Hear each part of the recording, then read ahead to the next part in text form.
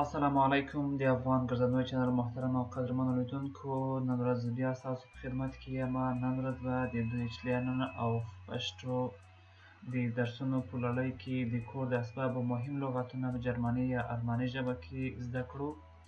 نو د نن ورځې درس ته L-09 یعنی نهم درس ورپسې ده das Bett یعنی د خوب کاټ یا د خوب تخت، کوم یو څه د ویده کېدلو لپاره کارول کېږي.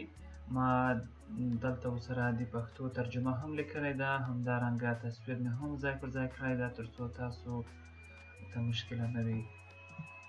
همدارنګه das Bett یعنی د چوکاټ عکس یا عکس، هغو ته په الماني یا جرمني ژبه کې وایي das Bett یعنی عکس، د چوکاټ عکس. ورپسې ده der Sessel یعنی چوکۍ یا د نورو چوکیو په نسبت لږ د استراحت وړ، هغو ته der Sessel وایي. der چې د هغه ارټیکل ده، همدارنګه Sessel هغه خپله د چوکۍ ته ویل کېږي. همدارنګه die Lampe څراغ ته ویل کېږي یا لامپ ګروپ ته ویل کېږي، هغو ته په جرمني ژبه کې وایي die Lampe. همدارنګه ده der Stuhl، همدارنګه دې چوکۍ ته ویل کېږي چې کوم یو په مکتبونو یا په داسې سکولونو کې استعمالول کېږي چې ډېر د استراحت وړ نه وي، کوم یو ته چې Sessel ویل، همدغه ده der Stuhl، همدې چوکۍ ته ویل کېږي. په تصویر کې تاسو کتلی سئ، بیا پوهېږئ. همدارنګه das Sofa یا der Couch، د دغو ارټیکل فرق کوي، ځکه مو دلته دواړه جدا جدا لیکلي دي. das Sofa دغې چوکۍ ته ویل کېږي یا صوفې ته ویل کېږي، اور der Couch یا همدارنګه der Couch هم ورته وایي او das Sofa هم ورته وایي. همدارنګه ده der Tisch میز ته ویل کېږي، همدارنګه دا میز ده، هغو ته وایي der Tisch. همداشان der Schrank المارۍ ته ویل کېږي der Schrank.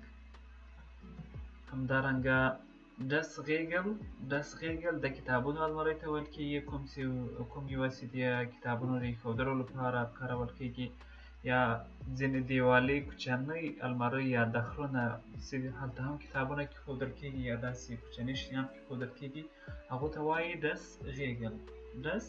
Regal. همدارنګه der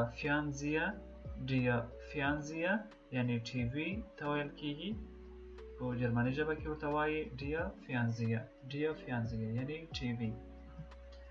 همدارنګه der Vorhang پردې ته ویل کېږي، کوم یو چې د کړکیو لپاره کارول کېږي، هغو ته der Vorhang ویل کېږي. همدارنګه das Radio رادیو ته ویل کېږي das Radio چې د هغه ارټیکل ده، همدارنګه رادیو ته ویل کېږي. نو تاسو هر یو لغات د ارټیکل سره یو ځای په یاد کوئ تر څو په آینده کې هم د کوم مشکله سره مخامخ نه یاست او درته مشکله نه وي. نو دا مهمه ده، په جرمني ژبه کې ارټیکل ډېر مهم دي، نو هر یو لغات که چېرته د ارټیکل سره یو ځای زده کړئ نو بیا به درته مشکل نه وي د ارټیکلو یادول. همدارنګه der Kühlschrank یعنی فریج ته ویل کېږي. شرنک خو یا المارۍ ته ویل، خو دلته که کول سره یو ځای کړو Kühlschrank یعنی فریج ته ویل کېږي. دا فریج ده der Kühlschrank یعنی فریج. همدارنګه der Herd یعنی چولې ته ویل کېږي. چولې ته یا پښتو ژبه کې نه پوهېږم چې بل څه ورته وایاست، خو د تصویر عکس کې لیدلی سئ چې دې ته der Herd ویل کېږي. der Herd یعنی چولۍ. همدارنګه die Waschmaschine د کالو مینځلو ماشین، die Waschmaschine هغو ته د کالو مینځلو ماشین ته ویل کېږي. همدارنګه ډیر ټیپیش غالۍ ته ویل کیږي یا همدارنګه فرش ته ویل کیږي. یا سوال لرئ نو په کمنټ باکس کې ولیکئ، زه به وخت سره ځواب درکړم. نور نو ښه وختونه درته غواړم. خوږ خوشحاله وخت ولرئ. د الله په امان.